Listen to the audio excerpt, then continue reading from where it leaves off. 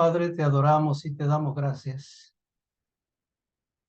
por estar una vez más, un día más, en la unidad del Espíritu y llenando tu trono de alabanza. Mi Dios, te damos gracias por todo lo que has hecho, por lo que estás haciendo en medio de su pueblo, por cada intervención, por cada milagro, por cada sanidad, por cada suplencia, mi Dios, en la vida de tus hijos. Te damos infinitas gracias, mi Dios. Y anhelamos profundamente, oh Dios, que en nuestros corazones, oh Dios, permanezca la gratitud, la adoración y la alabanza. Concédenos, oh Dios, en esta noche una mente abierta, un corazón dispuesto. Y oro, oh Dios, para que se le abran los ojos del entendimiento a tus hijos, que les sea revelada la palabra del Espíritu, que no sea una noche más, ni un tema más, sino que podamos tener un encuentro con la palabra. Nos declaramos, oh Dios, en tu presencia, en tu ambiente, para darte gracias siempre, mi Dios. Amén y amén. Bien, amados, muy buenas noches, bendecidos con toda bendición. De verdad que es muy agradable todavía poder estar aquí un día más, siendo testigos de todo lo que está sucediendo alrededor nuestro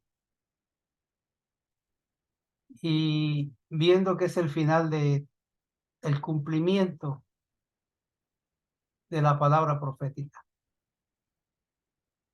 pero también el cumplimiento de la manifestación de Dios en la vida de sus hijos.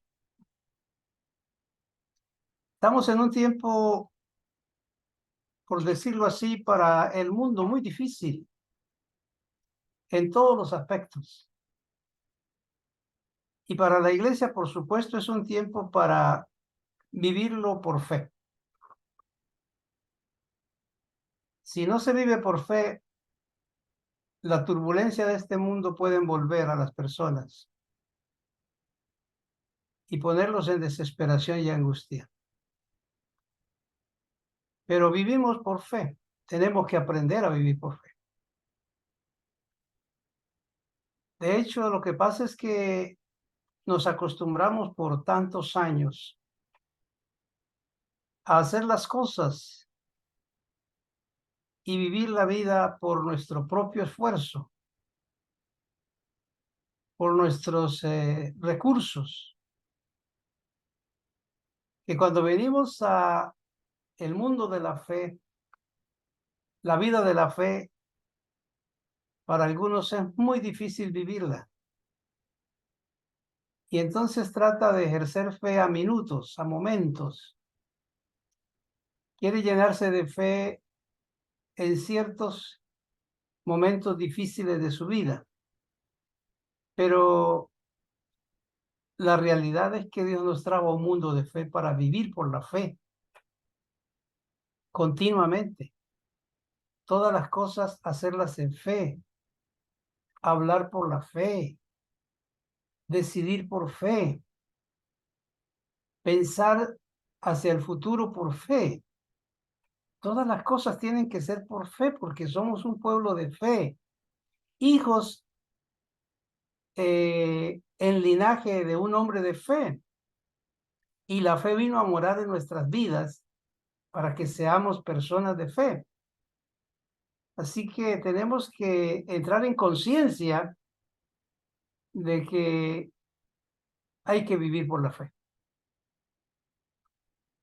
Vivir por la fe, pues, es hacer un cambio de mundo, un cambio de vida.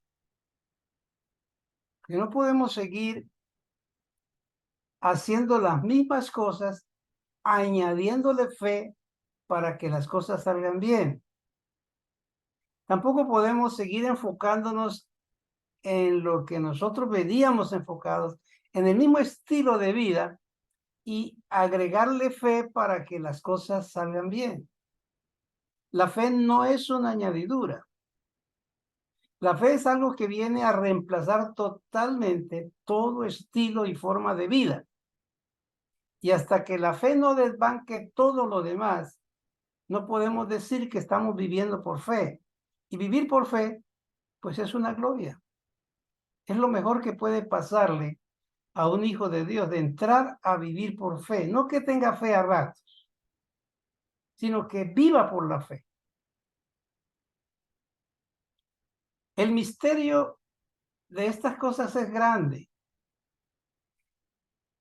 Inclusive no es ni fácil explicarlo.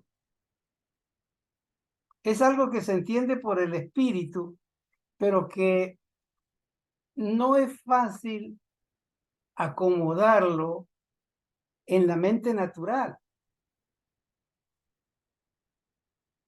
Porque el misterio de la fe, visto desde el punto de vista como creyentes, es que vamos a hacer lo mismo, pero con una actitud diferente. Ejemplo, Pedro estuvo pescando, o pescando no, estuvo tirando la red toda una noche. No era un principiante, era un pescador de talla. Y estuvo con sus compañeros toda la noche trabajando, tirando la red en un lado, en el otro, y no pescaron nada. No cogieron un solo pez. Ellos pusieron todo su esfuerzo, todo su talento, toda su capacidad para hacer lo que sabían hacer y lo que debían de hacer. Pero no hubo éxito. La lógica es decir, no hay peces. No podían atribuir es que, ¿qué estamos haciendo mal? La red no sirve. No, simplemente hacían todas las cosas a perfección, pero no habían peces. Sin embargo, cuando amanece el día, frustrados, cansados, agotados, y sin forma de ir a cobrar un peso, aparece el Señor.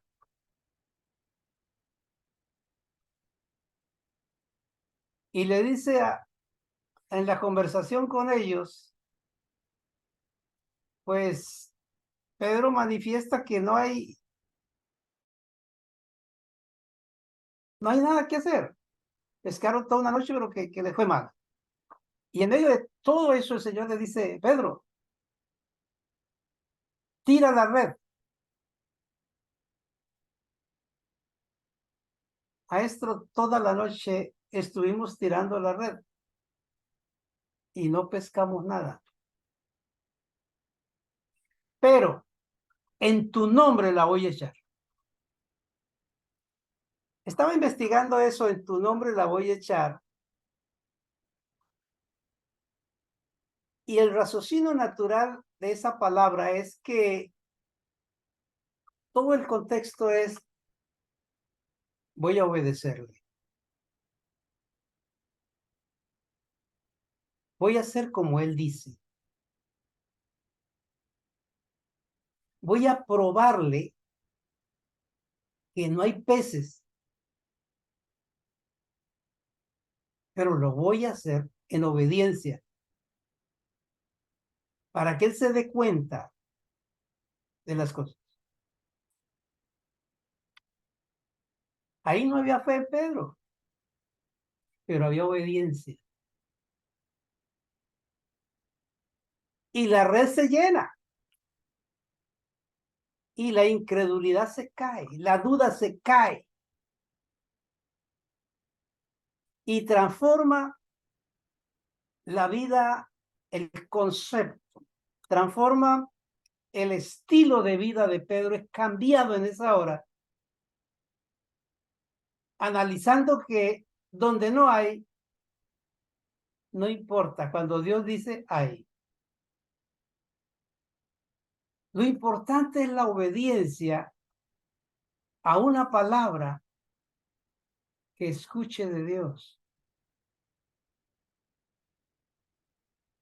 Pedro no dijo, bueno, ahora sí, con mucha fe vamos a echar esta red. No, nada. Ya habían pescado 50,000 veces, tirado la red y nada. Pero ahora vamos a echarla a obedecerle a él. A ver qué pasa. Y Dios respaldó su palabra. Dios probó que lo que decía era cierto. Así que Pedro hizo lo mismo que vino haciendo toda la noche, tirar la red con mucha fe, que aquí sí vamos a coger. Bueno, en esta no, pero tirémosla allí, que aquí sí vamos a coger, con fe vamos. Toda la noche estuvo tirando red tras red, red tras red, con fe, con deseo, con ánimo de coger algo. Pero la última, cuando el Señor le dijo, ya eso se había acabado, ya él no dijo, vamos con fe. No, vamos a obedecerle a él. Ya cambió la actitud. Y esto no sé si me faltan palabras para podérselo explicar. Yo espero que el Espíritu de Dios les ayude a ustedes y les dé revelación de lo que yo quiero que usted comprenda ahora. Es un cambio de actitud en hacer lo que venía haciendo. Es lo mismo, pero con un cambio de actitud. Es la obediencia a la palabra.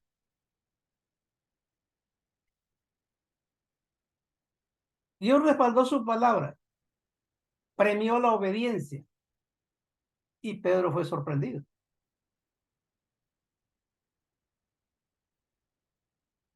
Si Pedro hubiera utilizado ahora su misma actitud de toda la noche, se hubiera gloriado en que lo que él tenía había dado resultado, pero ya eso se le había acabado. Ahora le quedó, fue la única alternativa, la obediencia a lo que Dios decía. Y amados, esto nos deja a nosotros una clara realidad. Quizá usted ha venido haciendo cosas, usted es un profesional en hacer lo que hace, pero no le funciona. No funciona. Y no es porque esté haciendo mal las cosas, porque las ha hecho por mucho tiempo. Pero ha llegado un momento en que hay que cambiar de actitud. Y lo único que cambia de actitud es que usted tenga una palabra de parte de Dios en la cual usted va a obedecer.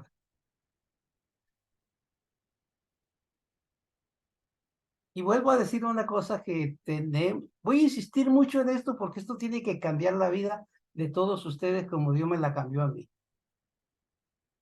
No usemos a Dios para que nuestras cosas salgan bien.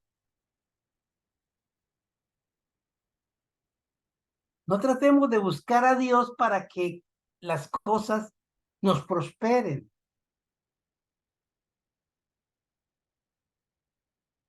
Eso lo hace el mundo religioso y lo hacíamos cuando no teníamos este conocimiento. Pero ahora tenemos que hacer las cosas con una actitud diferente. Basado en una palabra que Dios tenga o que Dios nos haya dicho, vamos a hacer lo que Él dice que hagamos y el resultado se lo dejamos al Señor.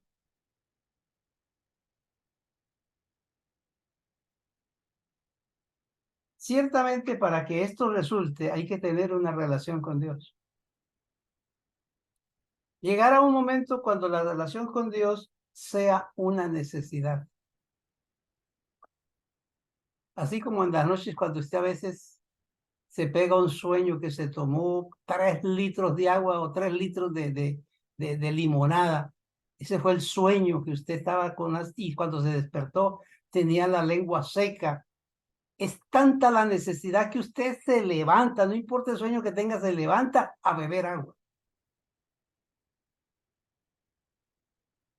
Mi relación con Dios debe de ser una necesidad. Si no lo hago, entro en desespero, entro en aflicción. Si no lo hago, no me voy a sentir bien. Entrar en ese nivel, tu relación con Dios ha de ser una necesidad. No la necesidad de buscarlo para que aquello se solucione. No, eso no es. Sino esa necesidad interna que hay una sed, hay un hambre, hay un vacío, hay un algo internamente que lo desespera, que tiene que ir a relacionarse ese momento con Dios para satisfacer esa necesidad del Espíritu. Y llegamos a sentir eso. Es el principio de una relación profunda e íntima con Dios. El verso total dice la Escritura, hablando de Abraham, dice, y no se debilitó en la fe al considerar su cuerpo, que estaba ya como muerto, siendo ya casi de 100 años, o de la esterilidad de la matriz de Sara. Tampoco dudó por incredulidad de la promesa de Dios, sino que se fortaleció en fe, dando gloria a Dios. Vuelvo a decirles que el tiempo que estamos viviendo es para vivirlo por fe. De hecho, estamos llamados a caminar por fe y no por vista. Se necesita una visión mucho más profunda. Y la única forma es poniendo su confianza en Yahshua, nuestro Adonai. En el mismo momento que usted quite de allí su mirada, se va a hundir en la circunstancia, por leve que sea. Y esta es la razón por la que muchos naufragan en la fe. Pierden la confianza en la promesa o en la palabra que Dios les ha dado.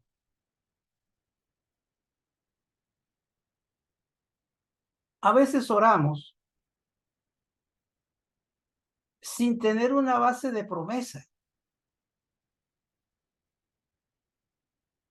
sin tener un objetivo de una palabra de Dios, sino que oramos porque tenemos un enfoque del problema, de la necesidad, del deseo, del logro, del alcance nuestro. Ese es el enfoque de nuestra oración, el enfoque de nuestra confesión. Y por eso nos hemos frustrado un montón de veces. Cuando quite sus ojos de ese enfoque humano y terreno suyo y ponga sus ojos en una promesa o en una palabra que Dios le dé, es diferente. Es una gloria.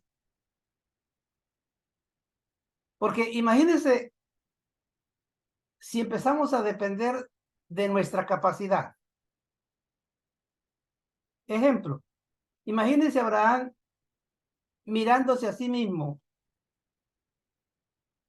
su cuerpo, mirando sus recursos. Si uno llega, va a un parque y yo mismo voy a un parque, mi mente ve esos muchachos que se suben a esas carruseles, suben y bajan y gritan y tal cosa, y mi mente dice, qué bueno, pero yo sé que mi cuerpo no da. Yo sé que mi ser natural no da para ese vuelco.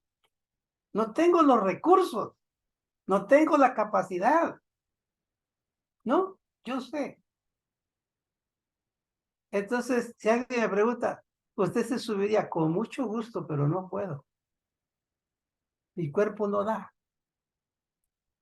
Cuando Abraham miraba su cuerpo de casi 100 años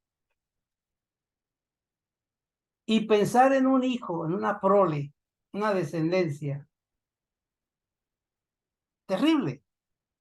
Y por el otro lado, ¿y para qué me pongo a pensar yo en mis recursos si hasta mi mujer es estéril? Ella ha sido estéril toda la vida. Entonces, ahí hay otra pared terrible para este hombre. Y me lo imagino yo una noche, que es el momento trágico de él, acostado allí en su carpa, con una de las bendiciones más grandes que puede tener el ser humano que vive lejos de una ciudad, especialmente en un desierto, y se puede ver la majestuosidad de las estrellas del cielo. Eso es algo glorioso, eso es algo que no se le borra a uno de su mente. Quisiera yo algún día volver a un momento así. Lo viví todos los años de mi niñez, viendo esa majestuosidad de la bóveda celeste tachonada de estrellas. Eso es algo que no se puede comparar con nada. Con razón dijo David, los cielos cuentan la gloria de Dios. Y allí estaba Abraham bajo una carpa, pensando. Esas mismas noches que usted se pasa por ahí a veces, se le va el sueño. Uy, ya con todos estos años encima. Y todavía trabajando y pagando arrendo. Con todos estos años encima y no tengo una cuenta bancaria que me respalde para los últimos días. ¿Y de qué dependo? ¿Y si me echaran de esta empresa? ¿Y cómo están las cosas? ¿Y con el negocio cómo va? ¿Qué será de mí? Y mientras estaba pensando en eso, el pobre Abraham,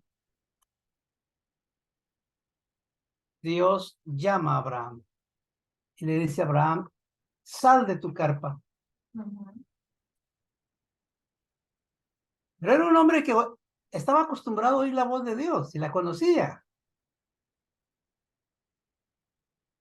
Y hacía más de 30 años que él estaba caminando con el Señor. Y muchas veces Dios le había hablado, así que se convirtió en un amigo de Dios conversando con él. Sal de tu carpa. Y Abraham se levantó y se salió fuera de la carpa para ver esa majestuosidad de estrellas, de ese cielo tachonado. Y el Señor le dice, mira hacia arriba, mira hacia las estrellas. Y luego le dijo, cuéntelas. Oh Dios, eso es imposible. ¿Quién puede contar las estrellas? Le pidió lo imposible. Y el Señor le dice, así como usted ve que no se puede contar las estrellas, así será la descendencia tuya que saldrá de tus lomos. Ahora tenía que quitar sus ojos de su cuerpo, de sus años, de la matriz de Sara, y poner sus ojos y su confianza en la palabra que Dios le había dicho. Pero ojo que me encontré aquí con algo que alguien me dice que me dejó sorprendido. Pastor, el futuro del hombre está escrito en las estrellas. Si queremos saber el futuro de nuestra esencia de vida, hay que mirar las estrellas, porque así le dijo Dios a Abraham que mirara las estrellas.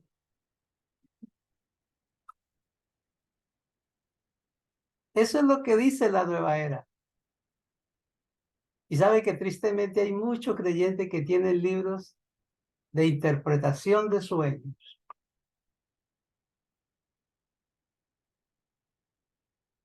A veces pienso y escucho a veces hermanos que dicen, ay, tuve un sueño anoche y tal. ¿Qué sueño? Soñé con serpientes. Ah, cuando uno sueña con serpientes, oiga, hay expertos ahí.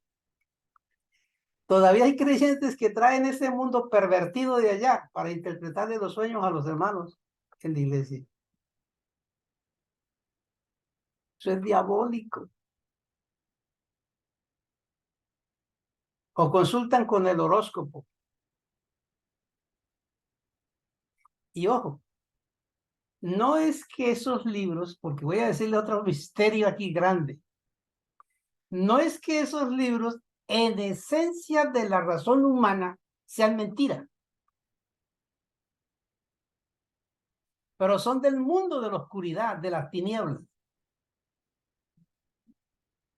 Y el que te está diciendo el futuro que pudiera suceder o su pasado que te pudo suceder y que va a la luz de la letra, no te lo está diciendo de parte de Dios, sino de parte del mismo demonio.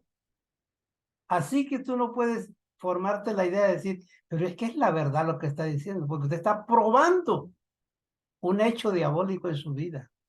Y eso es lo que se dice, hay que probar los espíritus. No todo el que le dice la verdad de una cierta cosa en su vida viene de Dios.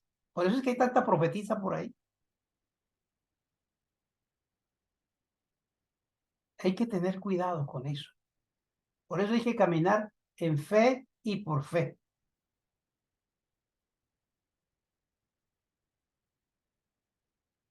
¿No le ha pasado esto alguna vez que muchas personas un día están arriba, otro día están abajo? Un día tienen ánimo, otro día no tienen ánimo. En un culto levantan las manos y alaban, en el otro están abajo llorando. O sea, viven en un sube y baja. Y cuando miran sus recursos para confrontarse a una circunstancia, dice, es imposible. No tengo la fe suficiente, no tengo el dinero suficiente, no tengo la capacidad suficiente, no lo logro, no puedo, eso es imposible.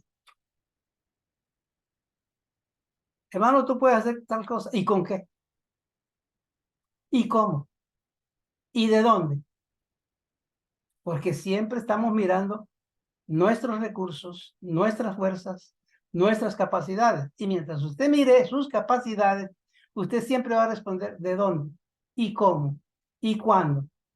Si yo tuviera, si yo lograra, si mi tío me diera, si me saliera aquello, si el préstamo me saliera, pues tal vez sí. Si la herencia de mi tío llegara, pues tal vez sí. Porque todavía no hemos despegado de ese mundo natural humano, de ese mundo carnal no hemos despegado. Entonces tenemos nuestra fe, nuestra confianza y nuestra dependencia de esos recursos. Todavía no puede. Entonces yo creo que el mensaje aquí es que si Dios te hablara, le diría, mira, Julano, salte de esa carpa, de esa caparazón. Sálgase de ahí, de ese caparazón terreno, de tener su confianza en las cosas humanas y estar esperando que se solucione algo terreno para que usted pueda vivir bien y logre las cosas. Sálgase de ahí y mire hacia arriba, hacia Dios, porque en Dios está tu esperanza, en Dios está tu fortaleza, en Dios es el que va a hacer todas las cosas. Tiene que un día venir la palabra a decirle, salga de ese caparazón. Porque si Dios le dijo a Abraham, mire hacia las estrellas, desarrolle una visión con Dios de acuerdo a lo que Dios le habla. De hecho, fue una noche de esas, las que vivió Abraham, en medio de sus frustraciones, sus incapacidades,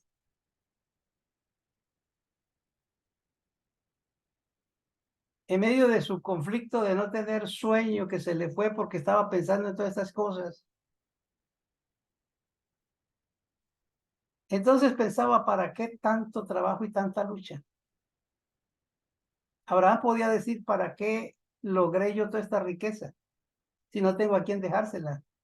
Trabajé duro para dejársela a alguien que no es de la familia siquiera. ¿De qué sirve servir a Dios si mis anhelos no fueron satisfechos? Envejeció y no vio el deseo de su corazón. Todo eso lo estaba envolviendo. Ahí fue cuando Yahvé lo llamó. Salga de tus imposibilidades. Salga de tu cuestionamiento. Salga de tu adversidad. Deje de echarle la culpa a otro. Abraham le echaba la culpa a su vejez y le echaba la culpa a su mujer que era estéril. Si yo hubiera sabido que era así, la verdad que hubiera conseguido otra. Echaba la culpa. Cuando esté en ese sentido que usted piensa que su ser tiene que echarle culpa a alguien, mire, es bueno que se salga de esa situación. Levante sus ojos al cielo, a donde está la solución para su vida. Por eso David dijo, alzaré mis ojos a los montes. ¿De dónde vendrá mi socorro? Mi socorro viene de Dios que hizo los cielos y la tierra.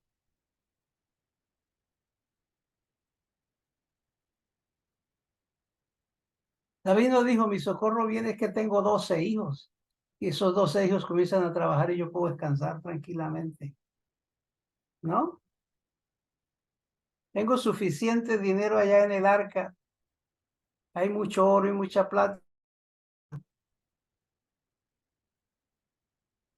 Frente a los enemigos, tengo un ejército, vea, invencible, poderoso. Tanto que una vez, para enfrentarse a una batalla, dijo, cuéntenme todos los ejércitos que hay. Joab le dijo, mi rey David, no haga eso. Nunca cuente los recursos de Dios entre su pueblo. No, cuéntemelos. Yo quiero saber cuántos tengo. No terminaba de contarlos cuando el Señor le vino y la palabra. El juicio de Dios cayó sobre él.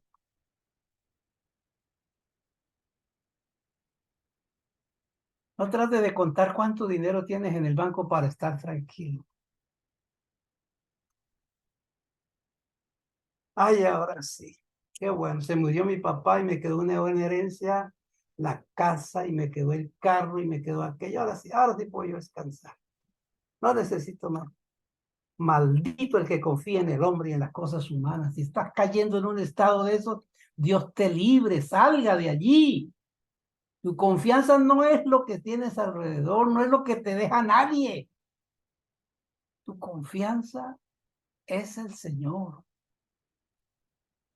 Nadie más.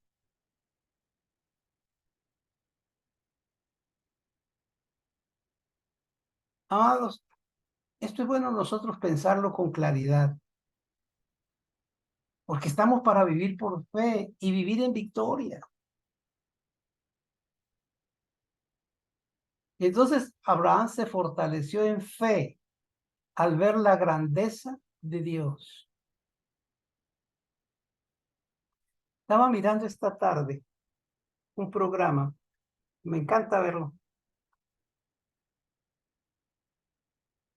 y es de una parejita migrantes, papá, mamá e hijo, un hijo de 7 añitos, y venían para acá. Y en el reburú de la justicia, cogerlos y encarcelarlos, la madre le entregó el niño después de la cerca a otro, cuídalo, guárdalo. Y ella fue tomada presa y devuelta para México. No volvió a saber de su hijo por 17 años. Pero esta semana hay el desenlace de todo. El muchacho le paga a alguien de allá de México que le busque a su mamá. Y encontró que esta anciana, ella vendía empanaditas a la ribera del puente. Y cuando el que la buscaba la encontró, empieza a hablar con ella y todo está grabado. ¿Desde cuándo está aquí? Dice, desde que me devolvieron para acá. Dice, y ahora último estoy aquí siempre en este lugar. Y pero aquí la corre la policía, sí, pero este lugar, porque aquí yo espero un día que por ese puente venga mi hijo. porque mi corazón me dice que está vivo y que Él volverá. Yo creo en mi Dios que Él vuelve. 17 años. ¿Qué es lo que quiero contarle? Este hombre le dijo, se fue a los Estados Unidos, 17 años, pero Estados Unidos es un país muy grande. Y ella le dijo, jovencito, pero mi Dios es más grande todavía. Cuando ella dijo, mi Dios es más grande todavía, era porque le tenía al hijo detrás. Había ido y ya estaba ahí, se lo iba a presentar. Aquello es un drama maravilloso, pero me gustó lo que la anciana dijo, mi Dios es más grande. Amado, cuando tú miras el problema, ¿tienes un Dios más grande? Cuando tú miras la situación, ¿tú tienes un Dios más grande? ¿Lo puedes considerar de esa manera? Porque Abraham debió de meditar, si él hizo todas las estrellas y esa bóveda celeste, hará lo que yo necesito, que es más poco. No dudó por incredulidad de la promesa de Dios, sino que se fortaleció en la fe. Esa es la promesa, que usted se fortalece, la promesa de Dios. Por eso es que hay que ir a la palabra, a buscar sus promesas. La Biblia no es un libro de cuentos, de historias. No es un libro leerlo por leerlo. Usted va buscando en ella la promesa de Dios, y cuando Dios te da una promesa o encuentra una promesa allí y usted le es palpable por el Espíritu, agárrese de ella, porque eso es lo que te va a fortalecer en la fe. Para fortalecerse en la fe hay que mirar a Dios y a sus promesas. Entonces usted puede tener una esperanza contra otra esperanza y puede establecerse firme y fuerte en lo que Dios ha dicho, que es inamovible, contra otra esperanza. ¿Cuál es tu otra esperanza? Ay, yo tengo confianza, sí, seguro que yo hice la hoja de vida muy bien hecha, y yo tengo una palanca, yo tengo esperanza que me ayude. Esa es tu esperanza. ¿Y la de Dios dónde está? Bueno, yo confío en el Señor y está usando a Dios para que su esperanza salga. Y voy a insistir mucho en que no usemos a Dios, porque Dios no nos trajo para que lo usemos a Él. Él nos trajo para usarnos a nosotros. Y cuando nosotros conocemos su palabra y obedecemos su palabra, sin el interés de las cosas nuestras, de las necesidades nuestras, de los logros nuestros, sino amar a Dios porque Él es Dios y honrar su promesa y creer su palabra, el resultado, el efecto de esa obediencia, de ese creer en Dios, es la suplencia y la manifestación de lo que Dios ha prometido hacer a favor nuestro. ¿Me están entendiendo eso? Yo recibo que Dios se lo hace entender.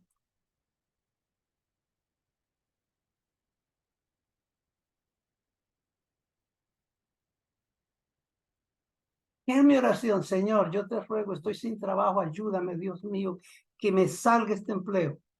O voy a la palabra y encuentro la promesa. Bueno, la palabra dice que el que clama a Dios, Dios lo oye, y que Él responde conforme a su necesidad. Señor, yo creo tu palabra, y tú dices que no hay justo desamparado, ni su hijo que mendigue el pan. En ti todo está resuelto, pase lo que pase, suceda lo que suceda. Yo creo en tu promesa, Señor. Y se olvidó del trabajo, se olvidó de la hoja de vida, se olvidó de aquello, se olvidó de lo otro. Se olvidó de si la tía le va a dar o el tío le va a dar, si salió de herencia, si no salió. Olvídate, tire eso a la basura a un lado. Crea la promesa de Dios, que cuando se meta con Dios se olvidará de eso, y cuando se olvide de eso verá la gloria de Dios en su vida. No es fácil. ¿Por qué no es fácil? Porque el humano es muy materialista y es muy natural, y siempre ha venido usando a Dios a favor de las cosas que quiere. Y cambiar eso, se necesita un encuentro con la palabra. Se necesita un encuentro con Dios. Una relación con Dios muy profunda para llegar a ese nivel. Pero ahí es que Dios nos llamó.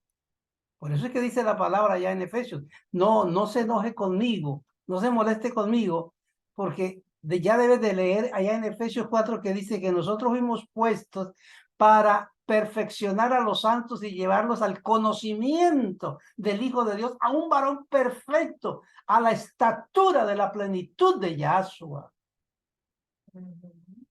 Queremos llevarlos allá, pero hay estos contratiempos que hay que vencerlos.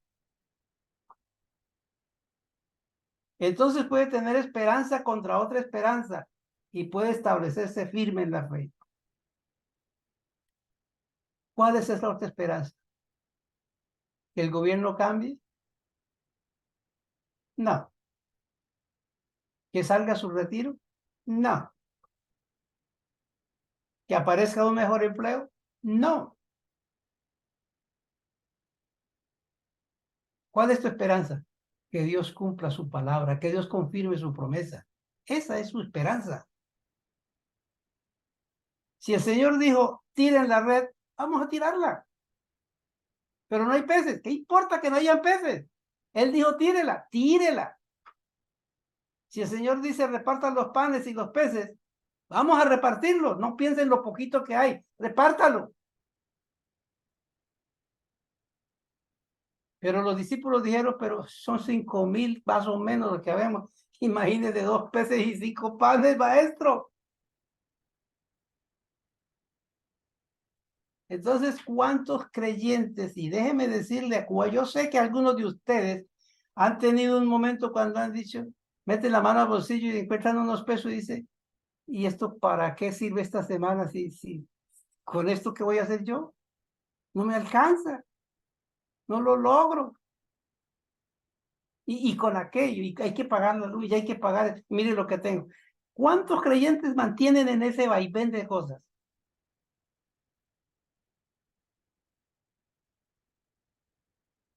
Amados, entramos en un mundo diferente. Vivir por fe no es fácil, pero Dios nos llama a vivir por fe.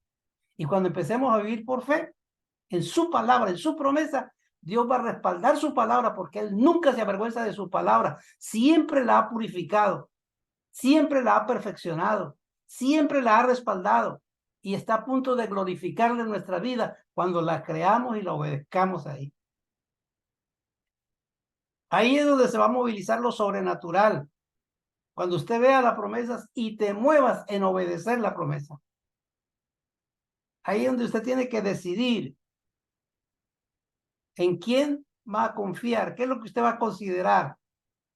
Tus recursos, tus fuerzas, tus posibilidades, capacidades, o va a considerar la promesa de Dios.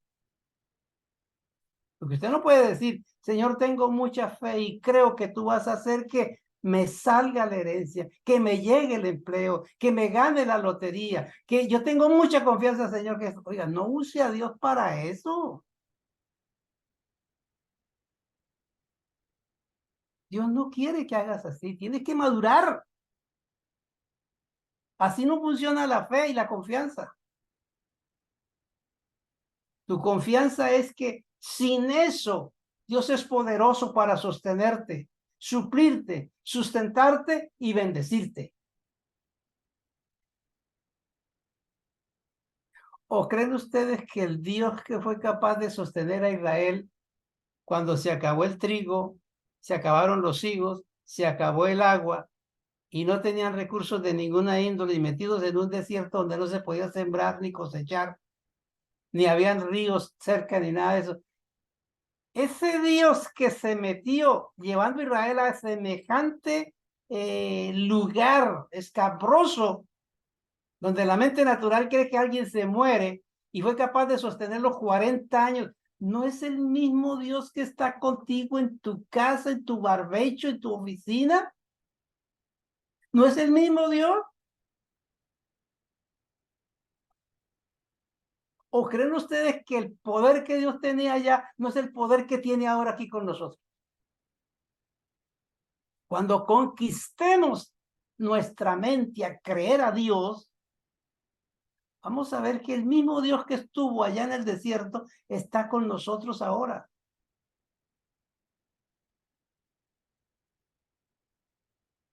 Usted no puede decir, sí, yo lo sé y así lo creo, pero si me saliera aquello sería mejor. Y así siguen pensando muchos. Mire, yo creo que ustedes no saben algo que nos pasó a nosotros. Cuando rentamos nuestra casa y yo me vine, se posesionó un hijo del diablo allí y se adueñó de la casa. Al adueñarse de la casa, no había forma de sacarlo porque era algo que si se tocaba era tocar un avispero, pues. Si ustedes saben de qué me refiero yo en ese terreno. ¿Sabe qué palabras le dije yo a aquel man? Le dije, mijo, Dios nos permitió disfrutarla 2 años y usted también unos tiempos. Y si Dios quiere que de pronto esa casa la construyamos para que esa persona viva y disfrute, pues bien hecho está, démosla por perdida, démosla ahí. No, no haga nada, déjela que se pierda, que se quede. Usted busque cómo vivir usted adelante, que Dios nos va a sostener. Yo que le digo eso, él que lo acepta y lo cree, y al otro día el tipo que abandona la casa y la deja.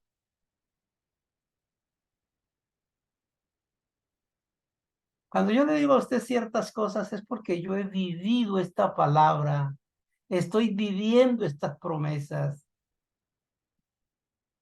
y quiero que usted disfrute el Dios que yo estoy disfrutando, el Dios de la Biblia.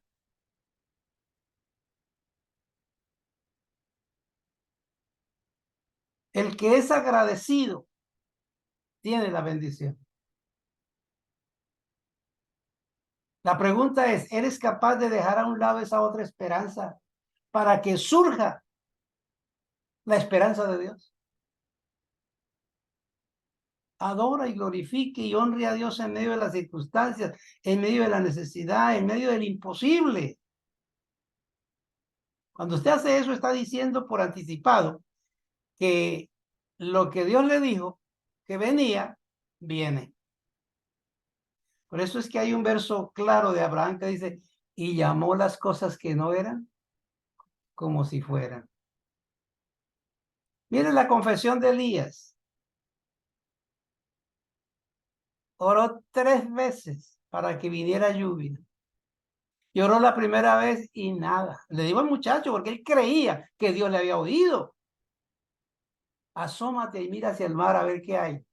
Nada, maestro. Volví y se tiró a orar. Otro buen rato. Vaya, vaya, mire a ver qué hay. No, no hay nada, maestro. 1, 2, 3, 4, 5, 6. Nada. En la séptima vez volvió y oró. Y si Dios no le hubiera respondido en la séptima, él hubiera seguido orando. Pero en la séptima le dijo, ve y mira. Digo, ay, maestro, pasito al oído. Hay una nubecita, pero como la palma de la mano de un ser humano. ¿Qué es eso? No es nada, maestro. Él esperaba ver de esas nubes que, bueno, de esas que se ven ahora, ¿no? Pero Elías vio, el hombre le dijo, una nube como la palma de la mano de un hombre. Se levantó Elías y le dijo a Acab, unge tu caballo y corra para su casa porque el aguacero que viene es tan grande que va a haber un arroyo y te va a arrastrar, así que corra. Entonces usted debe 1 millón de pesos y alguien le regala 100,000 y para qué esa porquería de 100,000 si yo lo que necesito es 1 millón de pesos. ¿De qué me sirve 100,000 pesos? Las pequeñeces las tiramos a un lado. ¿Dónde está la fe? Hay que volver a creer la palabra. Hay que volver a creer en el Dios de la Biblia, el Dios de Abraham, el Dios de Isaac, el Dios de Jacob. Hay que creer en el Dios todopoderoso. De esa manera, si le llega algo pequeño, de gloria a Dios, porque es el principio de una grande bendición. Para fortalecerse en fe tiene que confesar la palabra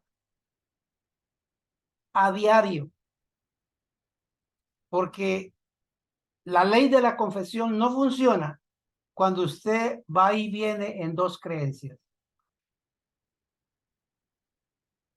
Porque está dudando entre una y otra.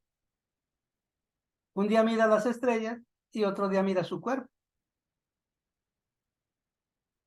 Los que viven así nunca verán la verdadera manifestación de Dios. Solo verán pequeñas llovinas. Y así se la van a pasar año tras año sin ver el torrencial de vida de Dios sobre su vida. Usted tiene que manifestar su confianza en Él. Si usted dice acá una cosa y en la calle dice otra, va a estar tambaleando. Si en el culto dice una cosa y en su casa está diciendo otra, está tambaleando.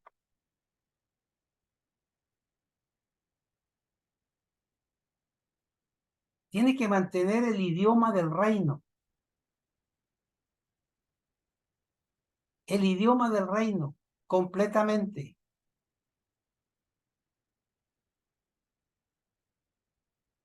Hay que pensar de esta manera.